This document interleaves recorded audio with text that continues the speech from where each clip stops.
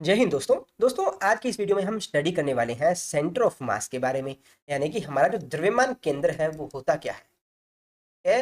तो सबसे पहले कुछ एग्जांपल लेकर हम समझेंगे कि द्रव्यमान केंद्र है वो होता क्या है। फिर उसके बाद में इसका मैथमेटिकली जो रिप्रेजेंटेशन है वो हम देखने वाले हैं।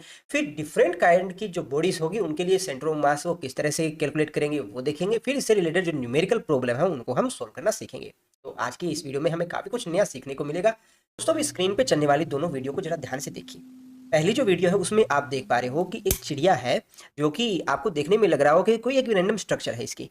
परंतु जब इसको हम किसी एक पॉइंट के रिस्पेक्ट के अंदर जब हम उसको सीधा लटकाते हैं, ठीक है, तो क्या है कि वो चिड़िया है वो संतुलन में बनी रहती है। इसी प्रकार से हमारी जो स्पून है उनको भी आपस में जोड़ के हम जब किसी एक पॉइंट के निमित्त उसको लटकाते हैं तो वो हमारी दोनों चम्मचें हैं या स्पून है वो भी स्थिर रहती है। तो ऐसा क्या होता है इन दोनों स्ट्रक्चर के अंदर कि उनको किसी एक स्पेसिफिक पॉइंट से जब इनको लटकाया जाता है तो जो हमारा सिस्टम है वो किसमें साम्यावस्था की स्थिति में रहता है, इक्विलिब्रियम की स्थिति में रहता है ना। इसी प्रकार से मैं एक एग्जांपल और देता हूँ। आपने बचपन के अंदर बेसबॉल का डंडा है या फिर अपना क्रिकेट के बैट है या कोई हथौड़ा वगैरह उछालने का खेल तो खेला ही होगा। तो जब किसी हथौड़े को आप उछालते हो, पर उछालते हो किस तरह से, उसको घुमाकर फेंकते हो, ठीक है। तो क्या यह हथौड़ा ऐसे ही सीधा चला जाता है? जब उसको घुमाकर फेंकते हो तो उसका मोशन है वो किस तरह से होता है? तो इसका मोशन जैसे कि आप साइड में जो पिक्चर है या फोटो है उसमें भी देख पा रहे हो कि इसका एक रोटेशन होते हुए मोशन हो रहा है, ठीक है ना, रोटेशन होते हुए मोशन हो रहा है। परंतु उस बेसबॉल के डंडे के अंदर एक ऐसा पॉइंट है अपने पास में जो कि कभी भी अपनी पोजीशन चेंज नहीं करता, ठीक है। यानी उसका जो पूरा जो प्रोजेक्टाइल मोशन है उस प्रोजेक्टाइल मोशन के अंदर वो एक पॉइंट है वो हमेशा फिक्स रहता है, ठीक है।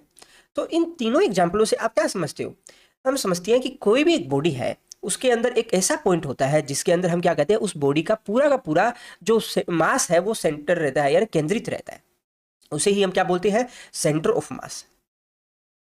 Centre of mass. क्या हमारा शरीर है उसका भी कोई सेंटर ऑफ मास होता है? बिल्कुल होता है। दोस्तों भी एक वीडियो और आ रही है आपके सामने जिसमें हमारा जो पूरा ह्यूमन शरीर है वो बॉडी है वो आप देख पा रहे हो, ठीक है। जब स्टार्टिंग में हम बैठे हैं, जब आप बैठे हो तो हमारा जो सेंटर ऑफ मास है वो किसी एक पॉइंट के ऊपर यहाँ पर केंद्रित है, ठीक है ना। परंतु जैसे ही हम उठकर आगे चलने की कोशिश करते हैं वैसे ही हमारा जो सेंटर ऑफ मास है वो अपनी पोजीशन चेंज कर लेता है, ठीक है ना। तो दुनिया में हर एक जो बॉडी है, हर एक जो ऑब्जेक्ट है, उसके अंदर एक पॉइंट ऐसा होता है जहां पर हम क्या कहते हैं कि उस बॉडी का पूरा जो द्रव्यमान है वो सेंटर्ड मान सकते हैं यानी केंद्रित मान सकते हैं। उसे ही हम क्या बोलते हैं? उस बॉडी का सेंटर ऑफ मास। बच्चों भी आपके मन में क्वेश्चन आ रहा होगा कि सर मान लेते हैं कि कोई भी ऑब्जेक्ट है उसका सेंटर ऑफ मास है जहां पर उसका सारा का सारा द्रव्यमान है वो केंद्रित रहता है। परंतु किसी भी ऑब्जेक्ट को या स्ट्रक्चर को देखकर हमें कैसे पता चलेगा कि उसका सेंटर ऑफ मास है वो कहाँ पर है? ठीक है, कहीं भी हो सकता है ना सेंटर ऑफ मास, तो उस ऑब्जेक्ट के अंदर कहीं भी, ठीक है ना। तो इसको कैलकुलेट करने के लिए कुछ मेथड है। हम क्या कहते हैं कि सभी ऑब्जेक्ट्स को दो पार्ट्स में डिवाइड कर लेते हैं। सबसे पहले तो देखते हैं कि जो सिमेट्री वाली जो ऑब्जेक्ट है, सिमेट्रिक वाली, और दूसरा कौन से है? एसिमेट्रिक वाली। सिमेट्रिक वाले ऑब्जेक्ट कौन कौन से हो गए? जैसे कि आप एग्जांपल के तौर पे देख लीजिएगा, जैसे कि आपका सर्कल हो गया, कोई भी आपका स्फेयर हो गया, आपका कोई भी एक स्क्वायर हो गया, ठीक है। इस तरह के सिमेट्री वाले ऑब्जेक्ट हो गए, ठीक है। इसी प्रकार से आपकी ये वाली स्ट्रक्चर हो गई, जैसे ये वाली स्ट्रक्चर हो गई। इसी प्रकार से आपका ट्राइंगल हो गया, ठीक है। तो ऐसे ऑब्जेक्ट की आप बड़ी आसानी से बता सकते हो, क्या बता सकते हो कि उसका सेंटर ऑफ मास कहाँ है, ठीक है। परंतु कुछ ऑब्जेक्ट ऐसे हैं जिनकी आपके पास सिमेट्री नहीं पता, इस तरह का कोई ऑब्जेक्ट है, ठीक है। तो उस ऑब्जेक्ट का सेंटर ऑफ मास वो कैसे कैलकुलेट करोगे? तो दोनों के लिए वन बाय वन हम मेथड है वो देखते हैं। सबसे पहले सिमेट्रिक वाले ऑब्जेक्ट है उनका सेंटर ऑफ मास हम किस तरह से कैलकुलेट करेंगे? तो इसके लिए हम क्या कहेंगे कि उस ऑब्जेक्ट पर मान लेते हैं, यहाँ पर एक पॉइंट मान लेते हैं और यहाँ पर एक पॉइंट मान लेते हैं, उनको मिलाने वाली कोई एक रेखा है वो खींचते हैं। इसी प्रकार से यहाँ पर एक रेखा खींचते हैं, यहाँ पर एक रेखा खींचते हैं। इसी प्रकार से इसके ऊपर हम एन रेखा खींचते हैं, ठीक है। वो सारी रेखाएं जिस पॉइंट के ऊपर कट करती है, जिस पॉइंट पर कट करती है, वो पॉइंट आपका क्या हो कहलाएगा? सेंटर ऑफ मास कहलाएगा, ठीक है ना। तो आप क्या देख कहते हो कि कोई भी एक सर्कल है, उस सर्कल के अंदर जितनी भी रेखाएं पास होगी वो पॉइंट कहाँ होगा? उस सर्कल का सेंटर होगा। उस सेंटर को ही हम क्या कहेंगे? सेंटर ऑफ मास कहेंगे। इसी प्रकार से अगर अपने पास कोई स्फेयर है यानी कोई गोला है, उस गोले के अंदर सेंटर ऑफ मास आपको देखना हो तो किस तरह से देखोगे? सेम वही, काफी सारी आप लाइनें इस तरह से खींचिएगा, वो लाइनें जिस पॉइंट से पास होगी वो पॉइंट अपना क्या कहलाएगा? सेंटर ऑफ मास कहलाएगा। तो स्फीयर के अंदर जो केंद्र होता है उसका सेंटर होता है वही क्या कहलाएगा? सेंटर ऑफ मास कहलाएगा, ठीक है। इसी प्रकार से जैसे आपके पास में कोई एक स्फीयर है, स्क्वायर है, सॉरी स्क्वायर है, तो उसके अंदर सेंटर ऑफ मास कैसे कैलकुलेट करोगे? यहाँ से एक लाइन खींचिए, एक लाइन यहाँ से खींचिए, इसी प्रकार से एक लाइन इधर से खींचिए और एक लाइन इधर से खींचिए। ये सारी लाइनें मिलकर जहां पर कट करेगी वो पॉइंट क्या कहलाएगा? आपका सेंटर ऑफ मास कहलाएगा। इसको एक एग्जांपल से समझते हैं। मान लेते हैं आपके पास में एक कोई भी एक स्क्वायर प्लेट है, ठीक है, जिसकी दोनों भुजाओं की लंबाई मान लेते हैं ये वाली भी ए है और ये वाली भी एक है, ठीक है। आपको इसका सिमेट्रिक पॉइंट कैलकुलेट कीजिए। पहले कहाँ पर होगा? सिमेट्रिक पॉइंट आपका होगा यहाँ पर, ठीक है। तो इसका सेंटर ऑफ मास भी कहाँ होगा? यहाँ पर, ठीक है। एक तो आप क्या करते हो, इस प्लेट को इस पॉइंट से लटकाते हो इस तरह से, एक कोई भी आपने कील ली और उसके ऊपर इसको लटका दिया, ठीक है। और एक दूसरा क्या करते हो, आप स्क्वायर प्लेट को लीजिएगा, ठीक है, और एक कोई भी रैंडम पॉइंट है, जैसे ये पॉइंट है, इसके ऊपर आपने इसको कील से इस तरह से लटका दिया इसको, ठीक है ना। तो आप बताइए दोनों में से कौन सी स्थिति के अंदर कील के ऊपर ये संतुलन की अवस्था में बनी रहेगी? आप कहोगे कि सर जहां पर ये वाला जो पॉइंट आपने लिया है, जहां पर सारी सारी उसके सिमेट्रिक पॉइंट आ रहे हैं, ठीक है, तो उस पॉइंट के ऊपर अगर हम लटकाएंगे तो प्लेट है वो स्थिर बनी रहेगी। जबकि आप अगर इसके किनारे पर इसको अगर लटकाएंगे तो ये हमारी जो प्लेट है वो नीचे गिर जाएगी। आप ये प्रैक्टिकल खुद से करके देखिएगा। आप अपना जो मोबाइल फोन लीजिएगा, एक तो मोबाइल फोन का जो सिमेट्रिक वाला पॉइंट होता है, मोबाइल फोन, ये आपका मोबाइल फोन है, ठीक है। सिमेट्रिक पॉइंट कैसे कैलकुलेट करोगे? दोनों किनारों से इस तरह से मिलाते हुए रेखा खींचिएगा, ठीक है, और जो जहां पर ये रेखाएं मिलेगी उस पॉइंट को मान लीजिएगा, ठीक है। एक तो आप कोई भी चीज रख लीजिएगा, जैसे आपने पेन ले लिया या कोई भी एक चीज ले लीजिएगा और उस पर मोबाइल रखिएगा। आप देखेंगे ये मोबाइल है वो गिरेगा नहीं, मोबाइल ऐसे स्थिर बना रहेगा, ठीक है, ठीक है। इसी प्रकार से आप क्या करेंगे कि अब कोई भी एक रैंडम पॉइंट के ऊपर है, मान लेते हैं ये आपका मोबाइल है, कोई भी एक रैंडम पॉइंट के ऊपर जैसे यहाँ से आप इसको लटकाएंगे तो आप क्या देखेंगे? मोबाइल नीचे गिर जाएगा, ठीक है। सेम प्लेट वाला तो एग्जाम्पल है। तो हर एक बॉडी के अंदर एक ऐसा पॉइंट होता है जिस पर अगर आप उसको उसको लटकाएंगे तो वो गिरेगी नहीं। तो वो पॉइंट पर ऐसा क्या हो जाता है उस पॉइंट के ऊपर? क्योंकि इस पूरे मोबाइल का अपने जो जो मास है वो मान सकते हैं कि सारा का सारा मास वहीं पर केंद्रित है, वहीं पर सेंटर्ड है, ठीक है ना। इसी कारण से ये बॉडियां हैं वो संतुलन में रहती है। यहाँ पर जैसे आपके पास में ये एक स्ट्रक्चर और दे रखी है, इनका सेंटर ऑफ मास कहाँ होगा? सेम कैलकुलेट करने का वही मेथड है, जहां पर इनको आमने सामने की भुजाओं को मिलाइए आपस में, जहां पर ये आपस में कट करेगी उसी पॉइंट पर आप क्या कहोगे कि हमारा जो सेंटर ऑफ मास है वहीं पर है, ठीक है। ये आमने सामने की भुजाओं को जरा मिलाइएगा, ठीक है ना। ये मिलाया अपनों ने, मिलाएंगे तो अपने पास में यहाँ से एक पॉइंट मिलकर बनकर आएगा, ये वाला पॉइंट। ये वाला पॉइंट क्या कहलाएगा? इसका सेंटर ऑफ मास कहलाएगा, ठीक है। इसी प्रकार से ये सर्कल के लिए, सॉरी ट्राइंगल के लिए देखेंगे, ट्राइंगल के लिए अपना ये वाला पॉइंट निकल कर आएगा, ठीक है। आपने 10वीं क्लास से पहले पढ़ा होगा ना माध्यिकाएं क्या होती है। तो माध्यिकाओं में हम देखते हैं कि ये वाली जो रेखाएं हैं वो जो ये सेंटर यहाँ पर ट्राइंगल के अंदर आता है वो 2/1 के रेशो में इसको डिवाइड करता है। किस रेशो में डिवाइड करता है? 2/1 के रेशो में। ऐसी चीजें याद रखा करो, बहुत काम आएगी। तो दोस्तों सबसे पहले हम डेफिनेशन देख लेते हैं कि हमारा सेंटर ऑफ मास की डेफिनेशन क्या है, फिर हम देखते हैं जो एसिमेट्रिक बॉडीज है उनका सेंटर ऑफ मास को किस तरह से कैलकुलेट करेंगे, ठीक है। तो सबसे पहले देखिए अपना सेंटर ऑफ मास होता क्या है? द्रव्यमान केंद्र कण निकाय का एक ऐसा केंद्र है या एक ऐसा बिंदु है जहां पर पूरे निकाय का द्रव्यमान केंद्रित है ना। तो कोई भी ऑब्जेक्ट है उसके अंदर एक ऐसा पॉइंट जहां पर हम उसका पूरा पूरा जो मास है वो सेंटर्ड मान सकते हैं, केंद्रित मान सकते हैं, उसे हम क्या बोलते हैं? सेंटर ऑफ मास कहते हैं या फिर द्रव्यमान केंद्र कहते हैं, ठीक है। अब बात करते हैं हमारी जो एसिमेट्रिक बॉडीज है उनका किस तरह से हम सेंटर ऑफ मास कैलकुलेट करते हैं। तो मान लेते हैं ये अपने पास में एक्स एक्सिस है और ये अपने पास में है वाई एक्सिस, और कोई भी दो बॉडीज है अपने पास में जिनके मास है अपने पास में m1 और m2, ठीक है। ये m1 और m2 से बनकर ये कोई एक सिस्टम बना हुआ है, ठीक है। सिस्टम है जिसमें ये एक का मास m1 है और एक दूसरे का मास है m2, ठीक है, कोई दिक्कत नहीं है। मान लेते हैं कि हमारा जो मास m1 है उसके ऊपर एक फोर्स लग रहा है। फोर्स क्या लग रहा है? F1 vector. मास m2 है उस पर एक फोर्स लग रहा है, और कौन सा फोर्स लग रहा है? F2 vector. तो आप क्या कहेंगे? इस सिस्टम पर जो टोटल फोर्स जो लग रहा है वो किसके बराबर लग रहा है? आप कहेंगे ये F1 vector plus F2 vector के बराबर है, ठीक है ना। अगर स्टार्टिंग में इनकी पोजीशन बतानी हो मास m1 और m2 की, तो आप क्या कहेंगे कि हमारा जो मास m1 है उसकी जो स्टार्टिंग पोजीशन है वो आप रिप्रेजेंट करते हो r1 वेक्टर से, ठीक है ना। इसी प्रकार से आपका जो मास m2 है उसकी जो स्टार्टिंग पोजीशन है वो क्या है? ये है r2 वेक्टर, ठीक है। अब मास m1 और m2 के मध्य एक पॉइंट ऐसा होगा, एक पॉइंट ऐसा होगा, उस पॉइंट को हम क्या कहेंगे? Centre of mass. क्यों? क्योंकि इस मास m1 और m2 का सारा मास कहाँ सेंटर्ड है? इस पॉइंट के ऊपर, ठीक है ना। और ये पॉइंट कहाँ पर मौजूद होगा? मास m1 और m2 को मिलाने वाली रेखा के बीच में कहीं हो सकता है, ठीक है। मान लेते हैं हमारा जो सेंटर ऑफ मास है उसकी हमारा जो केंद्र है ओ से जो दूरी है वो आप क्या कहते हो, आर है। ठीक है ना। तो आप ये कह सकते हो कि हमारा जो ये बॉडी है जिसके ऊपर आप दो फोर्स लगा रहे हो, एक तो फोर्स लगा रहे हो F1 फोर्स लगा रहे हो और एक लगा रहे हो F2। ठीक है। आप क्या ऐसा कह सकते हो कि इस बॉडी के अंदर कोई एक ऐसा पॉइंट है जिसको हम क्या बोलते हैं, सेंटर ऑफ मास बोलते हैं। और इस सेंटर ऑफ मास के ऊपर ये सारा का सारा फोर्स आप मान सकते हो, यानी कि जो फोर्स जितना भी लग रहा है आपका F1 प्लस F2 है वो आप क्या कह सकते हो, ये इसका सारा का सारा सेंटर ऑफ मास पे ही लग रहा है। बोल सकते हो ना ऐसा। यानी किसी भी बॉडी के ऊपर अगर उसका सारा का सारा द्रव्यमान केंद्रित है तो आप ये कह सकते हो कि सारा का सारा जो फोर्स है वो भी उसी सेंटर के ऊपर लग रहा है, कह सकते हो ना। तो आप ये मान सकते हो कि आपका जो सेंटर ऑफ मास है उसी के ऊपर सारा का सारा जो फोर्स है वो अप्लाई हो रहा है। और फोर्स कितना है, ये है अपना F वेक्टर। ठीक है ना। यहां तक किसी को डाउट हो तो बताइएगा। तो जरा आप बताइए मुझे, पिछली क्लासों में पढ़कर आए हो कि अपना जो फोर्स है वो किसके बराबर होता है, वो बराबर होता है मास इंटू एक्सीलरेशन के बराबर होता है। ठीक है ना। तो यहाँ पर F1 वेक्टर है ये किसके बराबर होगा, ये बराबर होगा ma1 के बराबर होगा। अब देखिए दोनों के मास अलग अलग है तो इसके लिए हम इसे m1 a1 से रिप्रेजेंट करेंगे। ठीक है ना। इसे थोड़ा और डिटेल में लिखोगे तो आप क्या कहोगे, m1 फिर इसको d square r1 vector upon dt square कह सकते हो। यहाँ तक दिक्कत नहीं होनी चाहिए। इसी प्रकार से अगर हम F2 वेक्टर की बात कहें, F2 वेक्टर की बात करें तो किसके बराबर होगा, ये बराबर होगा m2 a2 वेक्टर। ये किसके बराबर होगा, m2 d square r2 vector by dt square. ठीक है ना। यहाँ तक किसी को दिक्कत नहीं है। इसी प्रकार से अगर हम सेंटर ऑफ मास के लिए यहाँ के लिए बात करें, यानी कि जो आपका F वेक्टर है वो किसके बराबर होगा, तो आप कहेंगे भाई अपना जो F वेक्टर है वो बराबर होगा जो अपना मास के बराबर। अब सेंटर ऑफ मास पर यहाँ पर मास कितना है, आप कहोगे m1 प्लस m2 के बराबर है। क्या कहेंगे इसका m1 प्लस m2। ठीक है। और इसका एक्सीलरेशन कितना मान्य हो, आप मान्य हो a वेक्टर के बराबर, तो ये a वेक्टर के बराबर लिखोगे।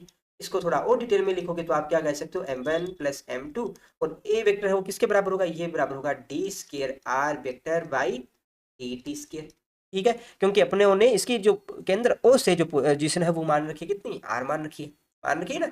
अब कुछ नहीं करना, इन तीनों की वैल्यू जो उन्होंने निकाली है वापस ऊपर रखनी है, यानी कि ये वैल्यू सारी सारी तीनों की ऊपर इस इक्वेशन में रख देंगे। क्या आएगा आपके पास में, जरा बताइए मुझे। देखिए जो आपका एफ नेट वेक्टर है, एफ नेट वेक्टर है वो किसके बराबर आ जाएगा, आपका बराबर आ जाएगा m1 प्लस m2, यह आ जाएगा d square are vector by D T square. ठीक है। इसी प्रकार से यहाँ पर F1 और F2 की वैल्यू पुट कीजिएगा। F1 और F2 की वैल्यू पुट करेंगे तो आपके पास में क्या आ जाएगा, आपके पास में आ जाएगा, देखिए जरा, m1 D square r1 vector upon D T square plus m2 D square r2 vector upon D T square. यहाँ तक किसी को डाउट हो तो बताइएगा। ठीक है ना। यहाँ तक ऐसा लिख सकते हैं अपने। यार यहाँ दोस्तों आप थोड़ा सा इसको और सिंप्लीफाई करके लिख सकते हो ऐसा। देखिए जो राइट हैंड साइड के अंदर है क्या आप ऐसा लिख सकते हो, क्योंकि m1 और m2 तो कांस्टेंट ही है अपना, ऐसा कुछ लिख सकते हो D square r1 m1 upon D T square plus m2, यहाँ पर फिर से D square by D T square और अपना हो जाएगा m2 r2 वेक्टर। ये भी थोड़ा ऐसा ही लिख देते हैं m1 r1 वेक्टर। ठीक है ना। अब क्या यहाँ पर आप D square by D T square है इसको कॉमन ले सकते हो, यानी कि इधर वाला जो पोर्शन है वो दोनों साइड कॉमन आ सकता है ना। क्या कोई दिक्कत है इसमें, नहीं है ना, ऐसा लिख सकते हो। ऐसा क्या लिखा जा सकता है, m1 r1 vector plus m2 r2 vector, लिखा जा सकता है ना, बिल्कुल लिखा जा सकता है। अब आप जरा देखिए इधर वाला आपका लेफ्ट साइड के अंदर क्या है, m1 plus m2 D square are vector by D T square. क्या आप दोनों साइड m1 प्लस m2 को डिवाइड कर सकते हो, बिल्कुल डिवाइड कर सकते हैं, m1 प्लस m2 है वो कॉन्स्टेंट ही है। ठीक है। तो इसको दोनों साइड आप डिवाइड करोगे तो आपके पास में क्या आ जाएगा, आपके पास ये आ जाएगा m1 प्लस m2 से डिवाइड करने के बाद ये वाली टर्म आ जाएगी। ठीक है ना। क्या आप अब दोनों side D square by D T square है इसको आप खत्म कर सकते हो, खत्म करेंगे तो आपके पास में क्या आएगा, आपके पास में आ जाएगा कि आर वेक्टर है वो किसके बराबर आ जाएगा, ये बराबर आ जाएगा m1 r1 vector plus m2 r2 vector upon m1 plus m2। ठीक है ना। तो ये आर वेक्टर आपके पास में क्या आ गया, ये आर वेक्टर आपके पास में आ गया हमारे जो मास m1 और m2 के बीच में कोई एक ऐसा पॉइंट है उसकी पोजीशन अपने पास में आ जाती है जहां पर मास m1 और m2 के कारण जो ये सिस्टम बन रहा है उस सिस्टम का जो टोटल मास है वो आप केंद्रित मान सकते हो। ठीक है ना। अब आप कहोगे कि सर इसका एक्स कोऑर्डिनेट और वाई कोऑर्डिनेट क्या होगा, वही बता दो। ये तो अपने पास आर वेक्टर की फॉर्म में आ रहा है। देखिए आर वेक्टर है वो किसके बराबर है, आर वेक्टर है वो पढ़ा है अपनों ने X I cap plus Y J cap के बराबर होता है। ठीक है, इसी प्रकार से आर वन वेक्टर है वो किसके बराबर होगा, ये बराबर होगा X one I cap plus Y one J cap. इसी प्रकार से आपका आर टू वेक्टर वो किसके बराबर होगा, X two I cap plus Y two J cap. कुछ नहीं करना, इन तीनों की यहाँ वैल्यू पुट कीजिएगा। वैल्यू पुट करोगे और वापस आई कैप और जे कैप को आपस में आप अलग अलग करके लिखोगे तो आपके पास में क्या आ जाएगा, सोल्व करके आप खुद देखिएगा। मैं डायरेक्ट लिखा देता हूँ, ये आपका एक्स कोऑर्डिनेट इसका क्या आ जाएगा, एक्स कोऑर्डिनेट आ जाएगा आपका m1 x1 plus m2 x2 upon m1 plus m2, यहाँ वेक्टर के साथ आ जाएगा। ठीक है, इसी प्रकार से आपका y वेक्टर आ जाएगा, y वेक्टर है ये क्या आ जाएगा, ये बराबर आ जाएगा m1 y1 vector plus m2 y2 vector upon ये आ जाएगा m1 प्लस m2। अब जरा मेरे को ये बताइए, ये r वेक्टर ये आपको क्या रिप्रेजेंट कर रहा है, ये पोजीशन रिप्रेजेंट कर रहा है हमारे सेंटर ऑफ मास की, सेंटर ऑफ मास की ही तो पोजीशन बता रहा है। तो इसे आप थोड़ा सा अच्छा दिखे या आपके समझने में आसानी हो, इसलिए हम इसको इस फॉर्म में डिनोट कर देंगे कि ये आपके पास में जो ये पोजीशन आप निकाल रहे हो ना, ये सेंटर ऑफ मास की पोजीशन है। ठीक है ना, तो आपने यहाँ जो जो कोऑर्डिनेट निकाले हैं ना, ये एक्स और वाई जो कोऑर्डिनेट है ये किसके बता रही है, सेंटर ऑफ मास के कोऑर्डिनेट है आपके पास में। यानी कि ये एक्स कोऑर्डिनेट क्या है, ये सेंटर ऑफ मास का एक्स कोऑर्डिनेट आप दिखा रहे हो। ठीक है, इसी प्रकार से जो ये आपने वाई कोऑर्डिनेट निकाला है, ये सेंटर ऑफ मास का वाई कोऑर्डिनेट है अपने पास में। ठीक है, कुछ क्वेश्चन अपने इसके रिलेटेड करते हैं ताकि आपके डाउट है वो क्लियर हो पाए। दोस्तों शुरुआत कुछ आसान क्वेश्चन से करते हैं। फर्स्ट क्वेश्चन है, इसमें हमें कोई दो मास दे रखे हैं, मास m और 2m, जो कि एक दूसरे से l डिस्टेंस पर रखे हैं। ठीक है, तो इस निकाय का सेंटर ऑफ मास कहाँ है, वो सेंटर ऑफ मास हमें कैलकुलेट करना है। ठीक है ना, तो इतना तो हम बता सकते हैं कि मास m और 2m के कारण जो सेंटर ऑफ मास होगा वो कहीं ना कहीं मास m और 2m के बीच में कहीं ना कहीं उपस्थित होगा। अब मास 2m है वो ज़्यादा है मास m के कंपेरिजन में, यानी कि सेंटर ऑफ मास कहीं ना कहीं मास 2m है उसके ज़्यादा नज़दीक होना चाहिए। ठीक है, तो इस प्रॉब्लम को सोल्व करने के लिए हम क्या करते हैं, हम कोऑर्डिनेट मान लेते हैं आपके, ये मान लेते हैं आपका x कोऑर्डिनेट है और ये वाला अपना y कोऑर्डिनेट है। ठीक है, तो मास m है उसके निर्देशांक कितने आ जाएंगे आपके पास में, 0 0 आ जाएंगे, और मास 2m है उसके निर्देशांक आपके आ जाएगा, क्योंकि ये वाली जो लेंथ है वो आपको क्या दे रखी है, l दे रखी है ना, तो l 0 आ जाएगी। ठीक है, अब इनका x कोऑर्डिनेट और y कोऑर्डिनेट क्या होगा, ये अपनों ने ऊपर फॉर्मूले जो लिखे हैं उसके हिसाब से देखिए इनका क्या हो जाएगी वैल्यू। देखिए जो सेंटर ऑफ मास के जो x कोऑर्डिनेट है, ये आपका जो मान लेते हैं यहाँ पर जो सेंटर ऑफ मास है इसका x कोऑर्डिनेट और ये y कोऑर्डिनेट। ठीक है, अगर अपने पास में आ जाए तो अपने पास में सेंटर ऑफ मास की एग्जैक्ट लोकेशन है वो अपने पास में आ जाएगी। तो सबसे पहले इसका x कोऑर्डिनेट कैलकुलेट करते हैं, ये बराबर होता है अपना m1 x1 plus m2 x2 upon m1 plus m2। यहाँ वैल्यू पुट कीजिएगा, m1 है अपना m है, मास m ही तो है। इसका कोऑर्डिनेट कितना है, x कोऑर्डिनेट है इसका 0, तो ये 0 रखिएगा, प्लस ये अपना m2 है, ये किसके बराबर है, ये 2m के बराबर है, और इसका x कोऑर्डिनेट कितना है, ये कितना है, l है। ठीक है, तो वैल्यू पुट कीजिए, क्या आ जाएगा अपना m प्लस 2m किसके बराबर हो जाएगा, 3m के बराबर हो जाएगा।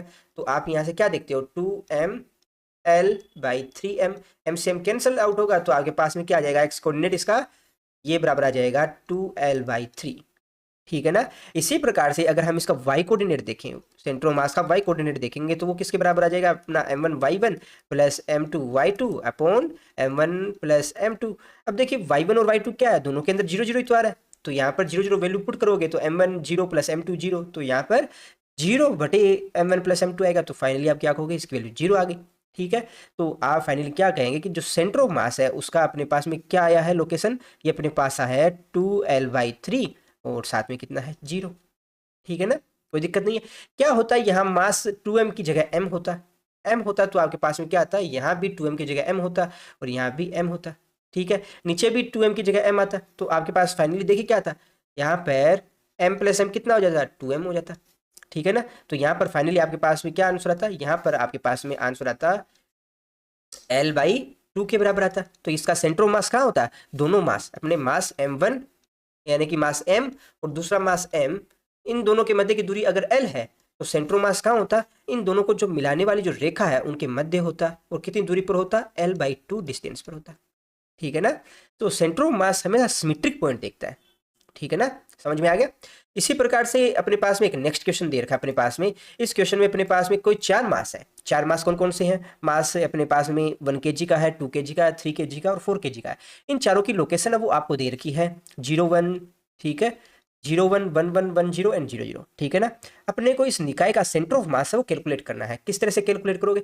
सेम अपना जो मेथड रहेगा, मान लेते हैं सेंटर ऑफ मास है यहाँ पर अपना, ठीक है, और इस सेंटर ऑफ मास से कोऑर्डिनेट कितना है, ये अपना एक्स कोऑर्डिनेट है और ये अपना वाई कोऑर्डिनेट है, ठीक है। तो सबसे पहले इसका एक्स कोऑर्डिनेट निकाल लेते हैं। क्या होगा अपना x coordinate centre of mass का किसके बराबर होगा अपना m1 x1 plus m2 x2 plus m3 x3 plus m4 x4।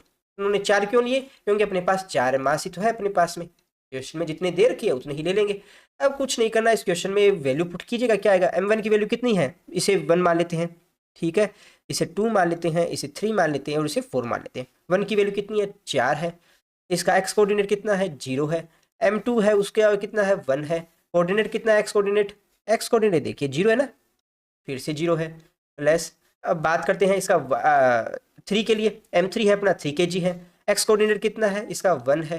Plus m4 के लिए बात करें तो m4 का कितना है? 3 kg है, 3 kg है ना, और इसका कोऑर्डिनेट कितना है? 1 है, upon m1 plus m2 plus m3 plus m4 कीजिएगा। क्या आ जाएगा अपने पास? आ जाएगा 1 प्लस 2 प्लस 3 प्लस 4 कीजिएगा। क्या आ जाएगा अपने पास? अब ये वाली दोनों टर्म तो 0 हो गई ना, 0, क्योंकि 0 से मल्टीप्लाई करेंगे तो 0 ही आएगा। बाद में अपने पास में क्या आ जाएगा? अपने पास में आ जाएगा, देखिए यहाँ पर एक मिस्टेक कर दी अपनों ने, यहाँ पर 3 की जगह 2 आएगा, ठीक है ना।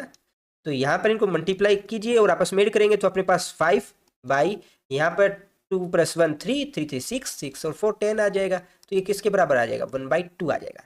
इसी प्रकार से अपना वाई कोऑर्डिनेट कैलकुलेट कीजिएगा। वाई कोऑर्डिनेट किसके बराबर आ जाएगा? सेम अपने को वैल्यू पुट करनी है, m1 y1 plus m2 y2 plus m3 y3 plus m4 y4 upon m1 plus m2 plus m3 plus m4। Okay, तो वैल्यू पुट कीजिएगा। क्या आएगी? देखिए m1 क्या है अपना, m1 ये वाला रहा, कितना है? 4, कोऑर्डिनेट कितना है? 0।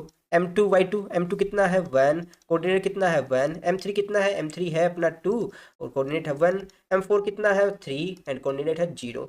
ऐड कीजिएगा सभी को, m1 plus m2 plus m3 plus m4 करेंगे, अपने पास में क्या आ जाएगा? यहाँ पे फिर से ही नीचे कितना आएगा? 10 ही आएगा। अब यहाँ पे 0 कौन सी टर्म बन रही है? 0 एक तो ये वाली टर्म बन रही है, एक ये वाली टर्म बन रही है, बाकी को ऐड करेंगे आपके पास 3/10 आ जाएगा, ठीक है ना। तो आपके पास में एक्स कोऑर्डिनेट और वाई कोऑर्डिनेट क्या क्या आ जाएंगे? देखिए 1/2 करेंगे तो इसका वैल्यू आ गया 0.5 एंड 3/10 करेंगे तो ये वैल्यू आ गया 0.3। तो यहाँ पर एक्स कोऑर्डिनेट और वाई कोऑर्डिनेट अपने पास में क्या आ जाएगा? सिस्टम का जो सेंटर ऑफ मास है वो अपने पास आ जाएगा। एक्स कोऑर्डिनेट तो है 0.5 एंड वाई कोऑर्डिनेट है 0.3, ठीक है। तो इस फॉर्मूले से अपना सेंटर ऑफ मास बड़े ही आसानी से कैलकुलेट कर सकते हो, ठीक है। कुछ ऐसे क्वेश्चन और देख लेते हैं। नेक्स्ट क्वेश्चन में हमें कोई दो मास दे रखे हैं, मास m और 2m, ठीक है, जो कि एक दूसरे से l दूरी पर उपस्थित है, ठीक है, यानी कि दोनों के मध्य की जो दूरी है वो l है, ठीक है। अगर इस सिस्टम निकाय का जो सेंटर ऑफ मास है वो कहाँ पर मौजूद है? अपना मूल बिंदु 0 0 पर मौजूद है। तो उस कंडीशन में हमें कैलकुलेट करना है कि हमारा जो मास 2m है उसकी जो मूल बिंदु से दूरी कितनी है वो हमें कैलकुलेट करनी है, यानी कि x1 की वैल्यू आपको कैलकुलेट करनी है। किस तरह से कैलकुलेट करोगे? देखिए अगर ये वाली वैल्यू x1 है तो आप बड़ी आसानी से बता सकते हो ये वाली वैल्यू कितनी हो जाएगी? ये वाली आप कहेंगे l माइनस x1 होगी ना। तो जरा बताइए हमारा जो एक्स सेंटर ऑफ मास है वो किसके बराबर आ जाएगा? वो बराबर आ जाएगा अपना m1 x1 plus m2 x2 upon m1 plus m2। अब सेंटर ऑफ मास का एक्स कोऑर्डिनेट है उसकी वैल्यू कितनी है? वो वैल्यू है अपनी 0 है ना, तो 0 पुट कीजिएगा। बराबर क्या आ जाएगा? देखिए m1 x1, अब m1 किसको मान लेते हैं m1 ये वाला है और m2 है अपना ये वाला, ठीक है।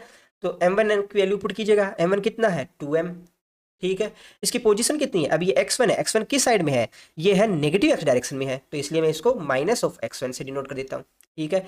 x1 क्या लिखना है? x लिख देते हैं, ठीक है, माइनस ऑफ x होगी प्लस m2 कितना है अपना? m हो गया, ठीक है। और x2 की वैल्यू कितनी हो जाएगी? x2 की वैल्यू हो जाएगी अपना l minus x upon m1 plus m2। अब m1 और m2 है ये बराबर में इधर साइड जाकर 0 ही हो जाएगा, तो 0 हो जाएगा तो इसको भी हटा देते हैं, ठीक है ना। अब जरा इसको सोल्व कीजिए कि ये माइनस है, ये अपना चिन्ह है, बाहर आएगा तो ये कितना बन जाएगा? माइनस ऑफ 2m बन जाएगा ना। तो इसको भी सोल्व करके थोड़ा सा और लिख देते हैं, हो जाएगा ना ऐसा। अब इस सारे को बराबर में इधर वाली साइड लेके जाओगे तो आपके पास क्या आ जाएगा? 2mx equals to ml minus X हो जाएगा। यहाँ तक किसी को डाउट नहीं है? बराबर में इधर वाली साइड उसको खोल लीजिएगा, क्या आ जाएगा? ml माइनस ऑफ mx के बराबर आ जाएगा।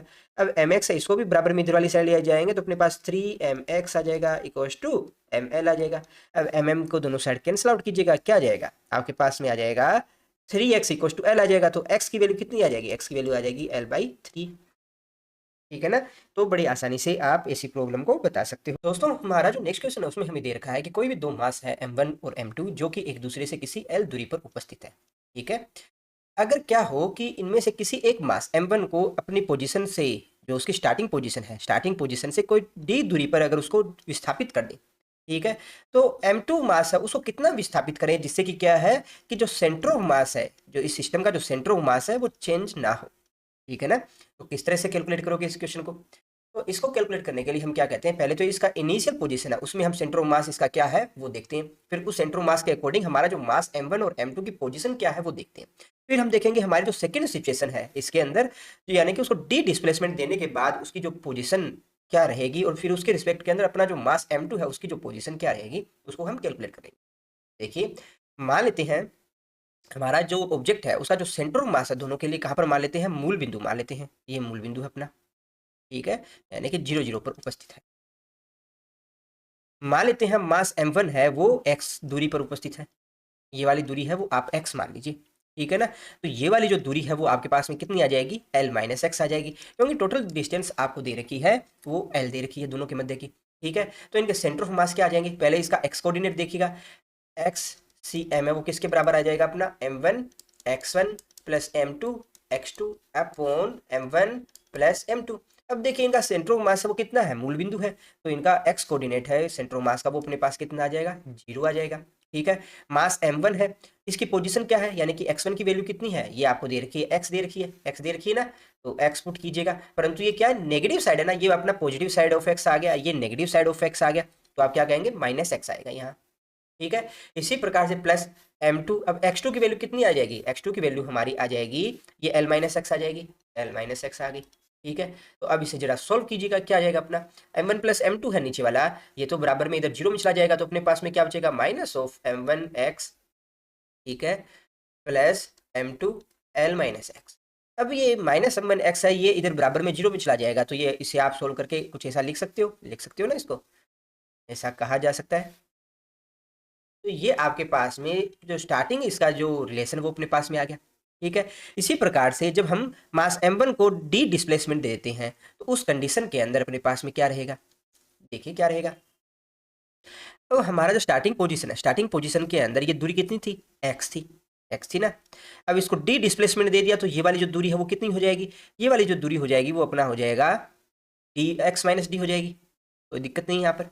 ठीक है, अब अपने को कह रहे हैं कि m2 है, m2 को कितना डिस्प्लेसमेंट दें ताकि जो अपनी पोजीशन है वो चेंज ना हो। अब m2 को अपने कोई भी साइड डिस्प्लेसमेंट दे सकते हैं, इस साइड भी डिस्प्लेसमेंट दे सकते हैं, इस साइड भी डिस्प्लेसमेंट दे सकते हैं, आप कोई भी साइड दीजिएगा। अगर आपने गलत डायरेक्शन में इसको डिस्प्लेसमेंट दिया तो फिर अपना जो लास्ट में आंसर आएगा वो नेगेटिव साइन के साथ आएगा, अगर आपने सही डायरेक्शन में डिस्प्लेसमेंट दिया तो वो पॉजिटिव साइन के साथ आएगा। तो मान लेते हैं हम हमारा जो m2 है उसको भी डिस्प्लेसमेंट दे देते हैं, कितना, अगर ये वाला d डिस्प्लेसमेंट है तो इसको मान लेते हैं s डिस्प्लेसमेंट दे दिया। ठीक है, अपना m2 है उसको s डिस्प्लेसमेंट दे दिया, कोई दिक्कत नहीं है। तो अब यहाँ से ये दूरी कितनी हो जाएगी, ये दूरी बताइए, स्टार्टिंग दूरी थी अपना l माइनस एक्स थी, l माइनस एक्स थी ना, अब इसको s डिस्प्लेसमेंट दे दिया तो ये वाली दूरी जो बचेगी वो कितनी हो जाएगी, l माइनस, अब total l minus S minus x. किसी को यहाँ तक दिक्कत है हो तो कमेंट बॉक्स में बताइएगा, ये दूरी इतनी बचेगी। अब स्टार्टिंग में देखिए ये कितनी थी, स्टार्टिंग में टोटल l माइनस एक्स थी, अब s और इसको इधर वाली साइड डिस्प्लेसमेंट दे दिया आप लोगों ने, तो अब ये बचेगी कितनी, ये l minus S minus X ही तो बचेगी।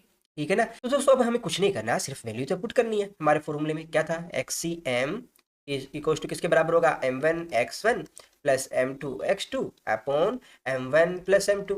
अब देखिए सेंटर ऑफ मास है उसकी पोजीशन तो चेंज हो नहीं रही, स्टार्टिंग पे मूल बिंदु में था, बाद में भी केस 2 में भी अपना मूल बिंदु पर है, तो यहाँ पर ये मूल बिंदु पर रहेगा तो इसका x कोऑर्डिनेट क्या आ जाएगा अपने पास, x कोऑर्डिनेट अपने पास में आ जाएगा 0। ठीक है, x1 की वैल्यू कितनी है, x1 की वैल्यू है अपना x माइनस डी है ना, और कौन सी साइड है, नेगेटिव डायरेक्शन में है ना, तो इसलिए आप यहाँ x1 की जगह क्या लिखोगे, x1 की जगह हम लिखेंगे माइनस साइन के साथ आएगा x माइनस डी, कोई दिक्कत नहीं है यहाँ पर। अब यहाँ पर x2 है, x2 की वैल्यू रखिएगा, x2 की वैल्यू कितना हो जाएगा, x2 की वैल्यू हमारी आ जाएगी, यहाँ पर आ गया l minus S minus x. ठीक है ना, अब नीचे आपका जो दे रखा है m1 प्लस m2, ये इधर बराबर में जो 0 है उसके साथ मल्टीप्लाई हो जाएगा, तो आगे पास फाइनली बचेगा कितना, आगे पास बचेगा 0 minus of m1 x minus D plus m2 l minus S minus x. ठीक है ना, अब इस वाली टर्म को भी बराबर में इधर वाली साइड लेके आ जाएंगे तो आपके पास फाइनली क्या आ जाएगा, आपके पास फाइनली आ जाएगा ऐसा। करके देखिएगा, ठीक है ना। अब थोड़ा सा इसको और खोल के लिख लेते हैं, थोड़ा सा और खोल के लिखोगे तो आगे पास में क्या आ जाएगा, आगे पास में आ जाएगा m1, ठीक है, x माइनस ऑफ m1d, कोई दिक्कत नहीं है। अब इधर वाली साइड कीजिएगा, देखो ऊपर आपने जो इक्वेशन बनाई थी इसमें l माइनस एक्स साथ में आ रहा है ना, तो m2 l माइनस एक्स उसको साथ में रखिएगा और माइनस ऑफ m2s उसको एक तरफ ले जाएंगे, ठीक है ना। अब इसमें m1x है वो किसके बराबर है, m2 l माइनस एक्स के बराबर है, तो आप दोनों साइड ये वाली टर्म तो आप कैंसिल आउट कर सकते हो, यानी कि ये वाली टर्म है और ये वाली टर्म है, ये दोनों तो बराबर है तो एक दूसरे से कट जाएगी। आप चाहे इक्वेशन 1 से m1x की वैल्यू पुट करेंगे और बराबर में इधर वाली साइड लेके जाओगे तो कट जाएगी अपनी साइड, ठीक है। तो फाइनली अपने पास में इस टर्म में क्या आ जाएगा, अपने पास में आ जाएगा minus of m1d equals to minus of m2d, sorry m2s, ठीक है ना। तो यहाँ से जो अपना s है उसकी वैल्यू कितनी आ जाएगी, ये बराबर आ जाएगी m1d अपॉन m2। तो यहाँ से आप क्या समझ रहे हो, आप यहाँ ये समझ रहे हो कि अगर जो मास m1 है और अपना m2 है, ठीक है, और ये इसका सेंटर ऑफ मास है, अगर स्टार्टिंग के अंदर अगर m1 को अपने इधर वाली तरफ डी डिस्प्लेसमेंट देते हैं तो यहाँ पर m2 है उसको डिस्प्लेसमेंट कितना देना पड़ेगा, उसको डिस्प्लेसमेंट देना पड़ेगा s, तभी अपना जो सेंटर ऑफ मास है वो चेंज नहीं होगा। और s की वैल्यू किसके बराबर होगी, वो बराबर होगी m1d बाई m2 के बराबर, ठीक है। और ये अपना किसके साथ आ रहा है, पॉजिटिव साइन के साथ आ रहा है, तो इस वजह से अपनों ने जो डिस्प्लेसमेंट लिया है s उसकी डायरेक्शन है वो सही ली है। अगर अपनों ने डिस्प्लेसमेंट है वो अगर इस तरफ लिया होता, आपका इधर वाली तरफ आपने लिया होता, तो अपना यहाँ पर जो आंसर आ रहा होता ये क्या आता, नेगेटिव साइन के साथ आ रहा होता, ठीक है ना। कोई दिक्कत हो तो कमेंट बॉक्स में बताइएगा, ठीक है। एक क्वेश्चन और देख लेते हैं इसी के ऊपर। दोस्तों नेक्स्ट क्वेश्चन हमारा जिसमें हमें 3 मास दे रखे हैं जो कि एक दूसरे से l दूरी पर उपस्थित हैं, ठीक है। तो इस सिस्टम या निकाय का सेंटर ऑफ मास क्या है वो हमें कैलकुलेट करना है। तो किस तरह से कैलकुलेट करोगे, तो देखिए सबसे पहले हमें क्या मानने हैं, हमें मानना है एक कोऑर्डिनेट सिस्टम, ठीक है, जिसके रिस्पेक्टिव में हम इनकी पोजीशन को डिनोट कर पाए, यानी कि इसका सेंटर ऑफ मास किस पोजीशन पे होगा वो हम डिनोट कर पाए। तो मान लेते हैं हमारा जो कोऑर्डिनेट है वो हमने लिया है इस तरह से, और यहाँ पर इसका जो मूल बिंदु हो जाएगा, ठीक है। तो मास ये m है, जो ये m1 या m है ये कहाँ पर है, मूल बिंदु पे उपस्थित है। तो ये दूसरा जो मास है इसका जो कोऑर्डिनेट है वो क्या होगा, ये देखिए l, और y कोऑर्डिनेट कितना है, 0 है, क्यों, क्योंकि ये वाला आपका x डायरेक्शन है और ये y डायरेक्शन है। अब ये थर्ड जो मास है इसके कोऑर्डिनेट कितने होंगे, तो आप ये जानते हो ये वाली जो दूरी है ये किसके बराबर है, ये बराबर है l/2 के बराबर, l/2 के बराबर है, ठीक है। तो ये वाली दूरी है वो किसके बराबर होगी, ये वाली दूरी है वो किसके बराबर होगी, किस तरह से कैलकुलेट करोगे बताइए जरा। यहाँ पर ये देखिए ट्राइंगल बन रहा है, ये आपका ट्राइंगल बन रहा है जिसमें ये वाली जो दूरी है वो आगे पास में l है, ये वाली जो दूरी है वो आगे पास में l/2 है, और ये वाली दूरी कितनी है वो हमें पता नहीं है, वो हमें कैलकुलेट करनी है। तो यहाँ पर पाइथागोरस लगाएंगे तो आपके पास में क्या आ जाएगा, आपके पास में आ जाएगा l square equals to l²/4 plus x square, ये हुआ, ठीक है। तो यहाँ से एक्स स्क्वायर की वैल्यू है वो किसके बराबर आ जाएगी, एक्स स्क्वायर की वैल्यू आ जाएगी L square minus of l²/4। तो यहाँ पर आप क्या कहोगे कि यहाँ 4l² माइनस l²/4 करेंगे तो आपके पास में आ जाएगा फाइनली 3l²/4। तो यहाँ पर एक्स स्क्वायर है ना, तो यहाँ पर अंडरूट लीजिए, ठीक है, तो आपके पास में ये वैल्यू आ गई। इसको थोड़ा और सोल्व करें तो अपने पास में आ जाएगा √3l/2, ठीक है ना। तो ये वाली जो दूरी है वो अपने पास में आ जाएगी √3l/2। यहाँ तक क्या किसी को डाउट है, अगर डाउट हो तो कमेंट बॉक्स में बताइएगा।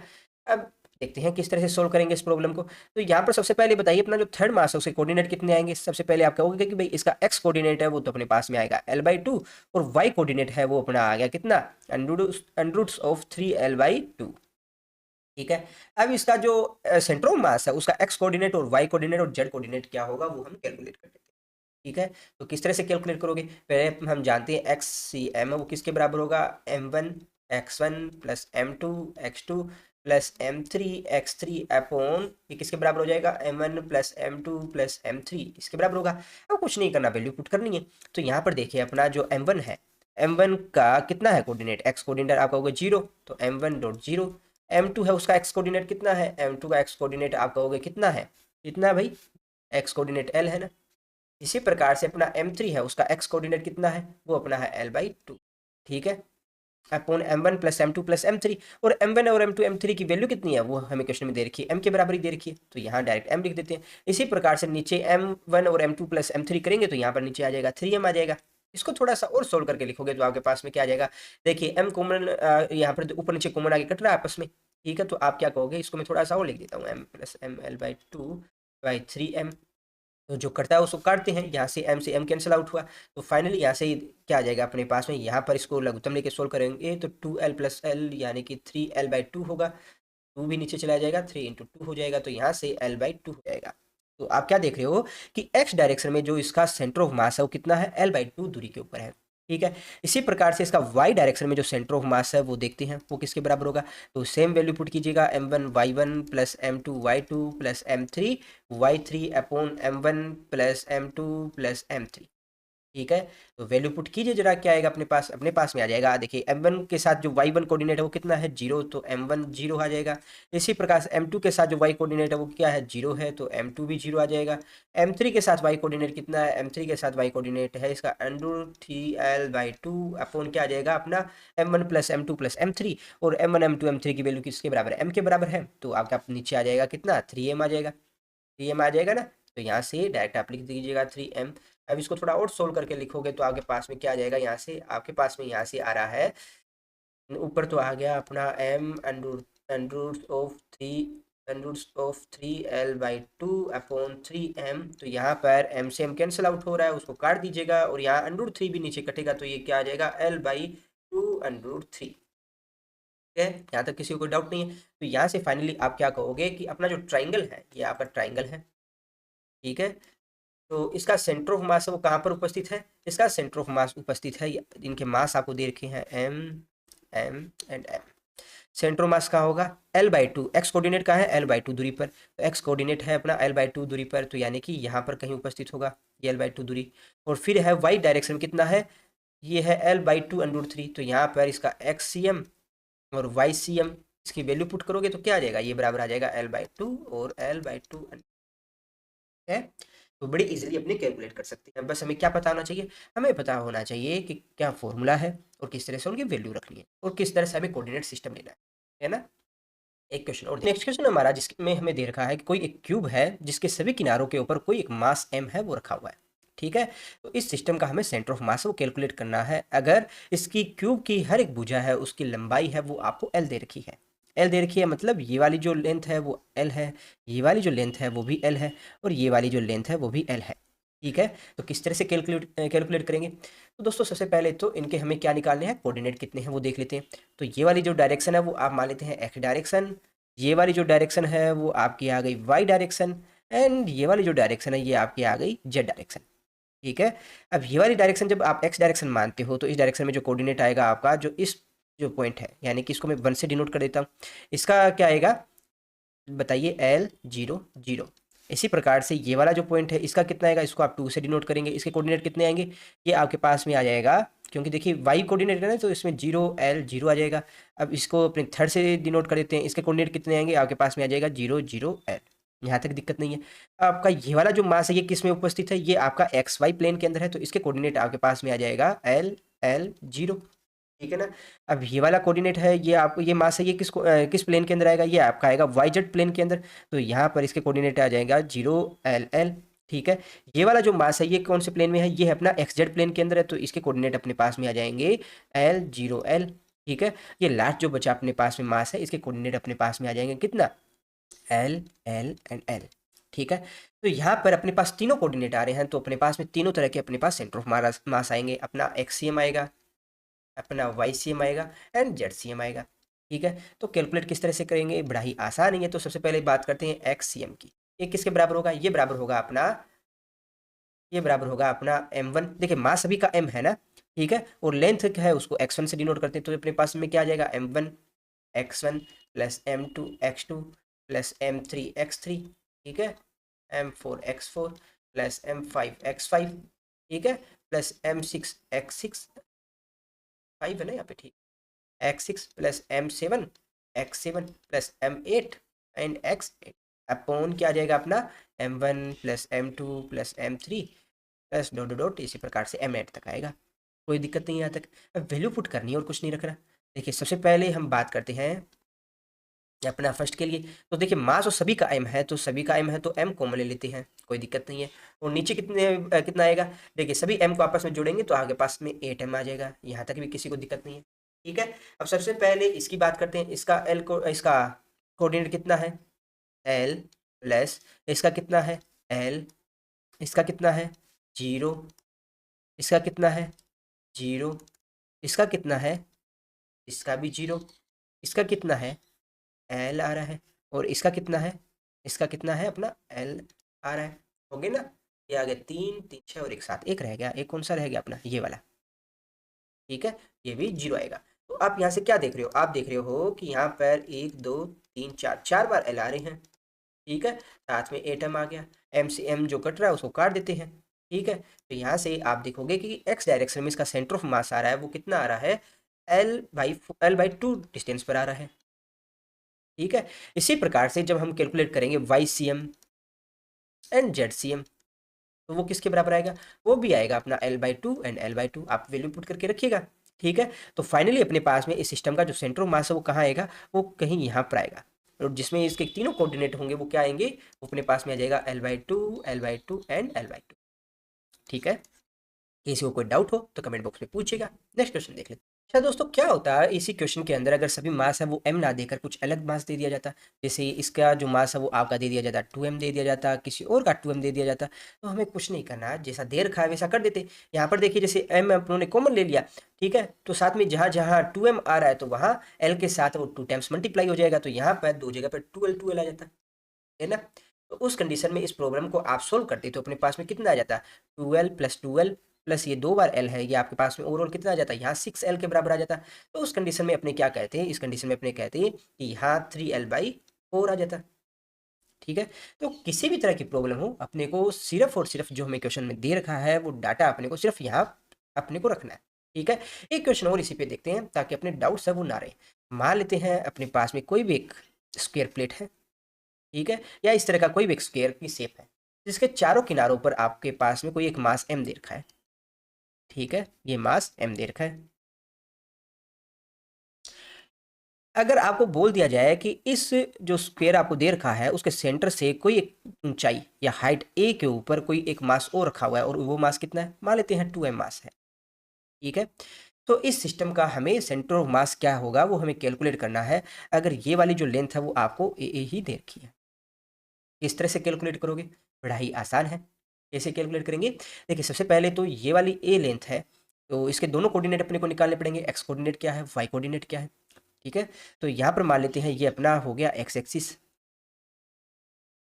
ठीक है, ये आपका हो गया वाई एक्सिस, ठीक है, और ये आपका हो गया अपर वाली साइड वाई, इसी को मान लेते हैं, आपका ऐसा ही देख रहे हैं तो इसे याद रह वाई, और ये वाला जो है वो आपका हो गया जेड, कोई दिक्कत नहीं है। तो सबसे पहले इनके कोऑर्डिनेट बताइए, कोऑर्डिनेट क्या आएगा आपके पास में, तो ये वाला जो मास है इसके कोऑर्डिनेट कितना आएगा, देखिए 0 0 आएगा, ठीक है, तीनों ही 0 आएंगे। ये वाला जो मास है इसका कोऑर्डिनेट कितना आएगा, इसे कोऑर्डिनेट आपका हो गया सिर्फ x है, तो इसलिए इसका कोऑर्डिनेट बन जाएगा अपने पास में कितना है, ये वाली जो दूरी a ही है तो a 0 0 आ जाएगा। इसी प्रकार से इसके कोऑर्डिनेट कितने होंगे, इसका कोऑर्डिनेट आ जाएगा अपने पास, क्योंकि देखिए एक्स जेड प्लेन के अंदर है ना, ये एक्स जेड प्लेन के अंदर, तो अपना a 0 और साथ में क्या आएगा a आ जाएगा। ये वाला देखेंगे तो ये कौन से प्लेन में है, ये सिर्फ जेड डायरेक्शन में ही है, तो इसका आ जाएगा 0 0 a आ जाएगा, कोई दिक्कत नहीं है। अब अपना जो रह गया ये अपना जो मास 2m है, इसका कोऑर्डिनेट क्या आएगा, इस तरह से कैलकुलेट करेंगे। तो सबसे पहले तो देखिए इसकी x से कितनी दूरी है, यानी कि ये वाली दूरी कितनी है, फिर ये वाली दूरी कितनी है, ठीक है। हाइट तो आपके पास में, यानी कि जो आपका y डायरेक्शन में कितना कोऑर्डिनेट है वो तो पता है, y डायरेक्शन में कितना है इसका, y डायरेक्शन में अपना है a है, ठीक है, ठीक है। तो आप बताइए ये वाली दूरी कितनी होने वाली है आपकी, ये वाली दूरी है वो आपकी, देखिए टोटल लेंथ है वो a है, तो ये वाली दूरी आ जाएगी a/2, और ये वाली जो दूरी है वो भी a/2 हो जाएगी। तो इसके x और अपना जो z कोऑर्डिनेट है वो अपने पास में कितना आ जाएगा, a/2 एंड a/2, ठीक है। तो कुछ नहीं करना है अपने को, XCM YCM एंड ZCM में रखना है वैल्यू, ठीक है।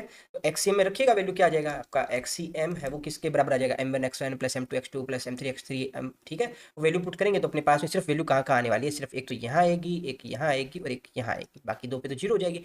तो कितना आ जाएगा, सबसे पहले 2m a/2 plus m a plus क्या आ जाएगा m a, और नीचे कितना आ जाएगा, अब देखिए यहाँ पर कितने मास है, टोटल 5 मास है, इन सभी को जोड़ेंगे तो ये यहाँ पर mm तो ये तो 4m तो ये हो गया, और ऊपर वाला 2m हो गया, तो टोटल कितना आ जाएगा अपने पास, 6m आ जाएगा, ठीक है ना।